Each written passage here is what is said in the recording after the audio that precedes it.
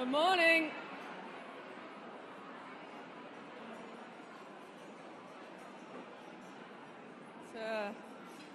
I'd encourage you to find your chair. It's a bit hard to see through. Thank you very much.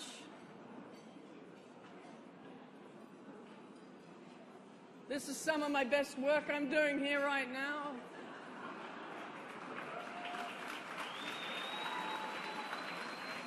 Thank you very much. Thank you. Thank you. Just going to wait for the last little cuddle over there. Thank you very much.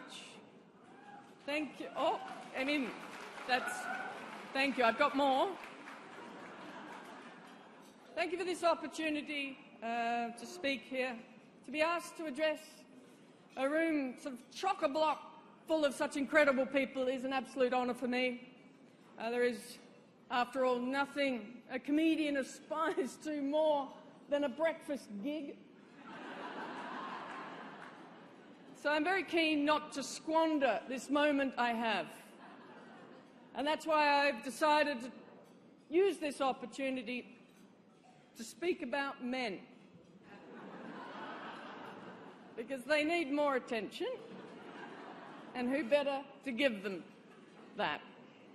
Happy to help. Specifically, I want to speak about the good men.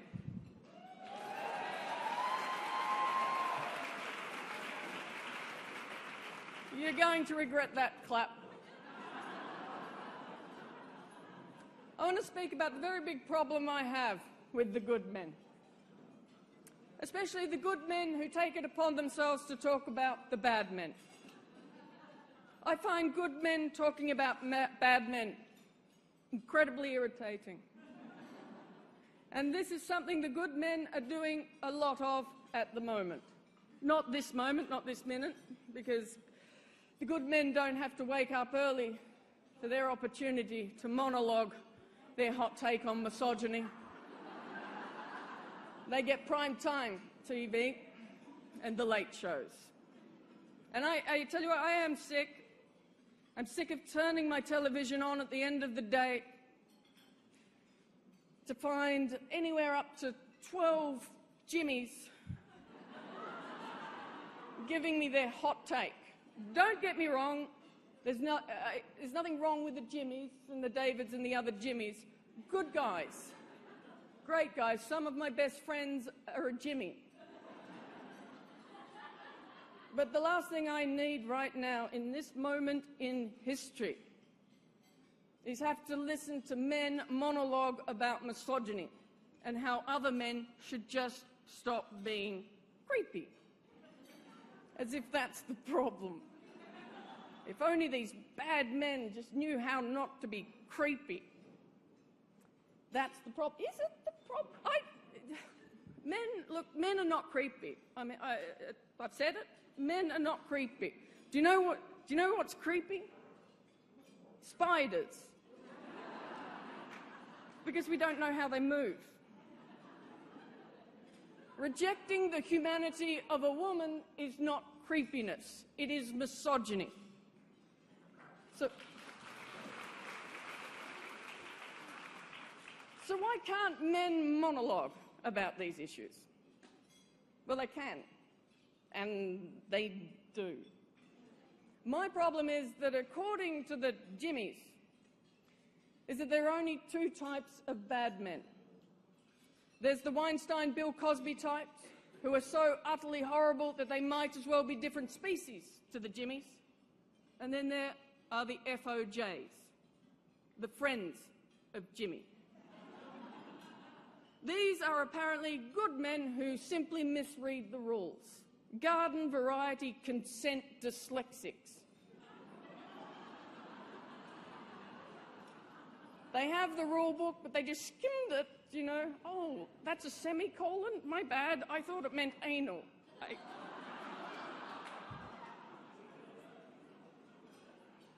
Sorry to the vegans in the room. My issue is that when good men talk about bad men, they always ignore the line in the sand. The line in the sand that is inevitably drawn whenever a good man talks about bad men. I am a good man, here is the line, there are all the bad men. The Jimmies and the good men won't talk about this line, but we really need to talk about this line. Let's call it Kevin. And let's never call it that again. We need to talk about how men will draw a different line for every different occasion. They have a line for the locker room, a line for when their wives, mothers, daughters and sisters are watching, another line for when they're drunk and fratting, another line for non-disclosure, a line for friends and a line for foes. You know why we need to talk about this line between good men and bad men? Because it's only good men who get to draw that line. And guess what? All men believe they are good. We need to talk about this because guess what happens when only good men get to draw that line? This world. A world full of good men who do very bad things and still believe in their heart of hearts that they are good men because they have not crossed the line, because they moved the line for their own good. Women should be in control of that line, no question.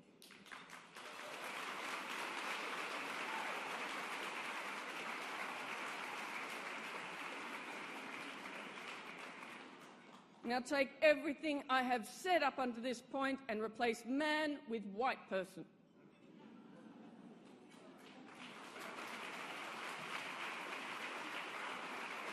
And know that if you are a white woman, you have no place drawing lines in the sand between good white people and bad white people.